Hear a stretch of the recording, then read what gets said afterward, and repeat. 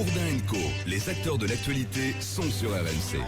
Hubert Falco, bonjour. Oui, monsieur Bourdin, bonjour. Merci d'être avec nous, sénateur maire de Toulon dans le Var. Hubert Falco, vous avez donc décidé de ne pas appliquer la réforme des rythmes scolaires à la rentrée prochaine dans la ville de Toulon. Est-ce que d'autres villes font comme vous le savez ou pas? Écoutez, moi je me préoccupe de ma ville. Oui. Je m'apprêtais, effectivement, on avait préparé cette réforme à contre-cœur d'ailleurs, parce que ni les enseignants ni les parents d'élèves ne la souhaitent.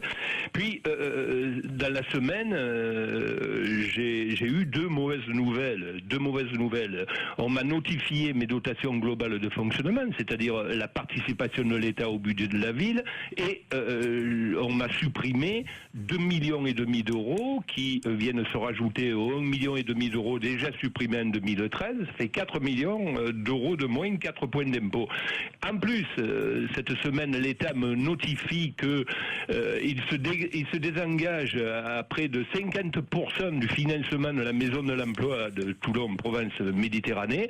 On me baisse les crédits de la politique de la ville, c'est-à-dire les crédits mis en place pour les associations de quartier. Trop, c'est trop. Cette réforme va coûter à la ville entre 1 et 1,5 million d'euros. On ne peut pas nous demander toujours plus et nous donner toujours moins.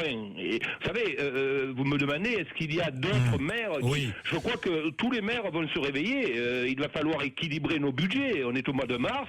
Des budgets ont été votés en décembre, d'autres le sont aujourd'hui. Et pour équilibrer leur budget, les maires n'ont qu'une solution. À partir du moment où ils sont moins aidés par l'État, moins aidés par les autres collectivités, la seule solution, c'est l'impôt. Moi, je me refuse de prendre mes concitoyens en otage. Je n'augmenterai pas les impôts et la pression fiscale dans la ville de Toulon. Je dis, trop, c'est trop. Donnez-nous les moyens. À partir du moment où cette réforme, je le précise, M. Bourdin, qui n'est pas une loi, puisque c'est un décret qui a été... C'est un décret d'application qui a été pris. Donnez-nous les moyens de mettre en place cette réforme, mais arrêtez de nous annoncer des mauvaises nouvelles et de nous demander de faire toujours plus. Voilà. Alors, Hubert Falco, si j'ai bien compris, ce n'est pas tant la réforme en elle-même que vous contestez, c'est l'aide de l'État qui ne vient pas, qui est supprimée. C'est l'aide de l'État qui ne vient plus. Oui, qui ne vient plus. Vous savez, M. Bourdin, le meilleur est à venir. On nous annonce 10 milliards d'euros d'économies sur les collectivités. Les maires, quels qu'ils soient, de droite, de gauche, les 36 000 maires de France, vont avoir d'énormes difficultés à équilibrer leur budget. Et je vous dis, il est hors de question qu'on prenne nos concitoyens en otage, car il est facile à l'État de supprimer des aides aux collectivités, de leur dire, écoutez, équilibrez vos budgets, augmentez vos impôts. Ce n'est pas une bonne politique. Vous savez, il y a des gens qui souffrent, les entreprises en ont assez, nos concitoyens en ont assez aujourd'hui.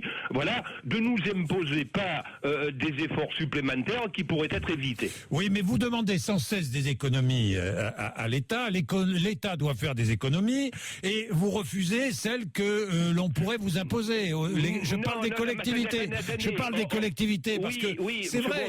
Hubert Bourdin, en l'occurrence, les rythmes scolaires, ce n'est pas une économie. Qu'on nous propose effectivement des économies, les collectivités joueront le jeu. Je vous rappelle aussi que les collectivités, c'est le premier donneur d'ordre. On parle de soutenir les entreprises, c'est l'investissement des collectivités qui soutient les entreprises. Là, en l'occurrence, on ne nous demande pas de faire des économies, on nous demande d'appliquer une réforme qui va coûter plus cher que personne ne veut, ni les parents d'élèves, ni les enseignants. Ça dépend, là c'est discutable, c'est discuté, vous le savez bien, Hubert Falco. Écoutez, le Premier ministre a dit qu'il voulait la rediscuter. Alors raisonnablement. Mais vous demandez le retrait de cette réforme? Moi, je demande à ce qu'on renégocie les aides de l'État pour, notamment dans les grandes villes, pour la mise en place de cette réforme. Voilà, je suis prêt à... C'est-à-dire que vous n'êtes pas contre la réforme si on vous donne les moyens de l'appliquer. Donnons, que l'État nous donne les moyens de l'appliquer, qu'on nous demande pas de faire des efforts supplémentaires par l'impôt pour l'appliquer. Oui. Merci Hubert Falco. Merci à vous. Monsieur Bourdin. Merci, au revoir.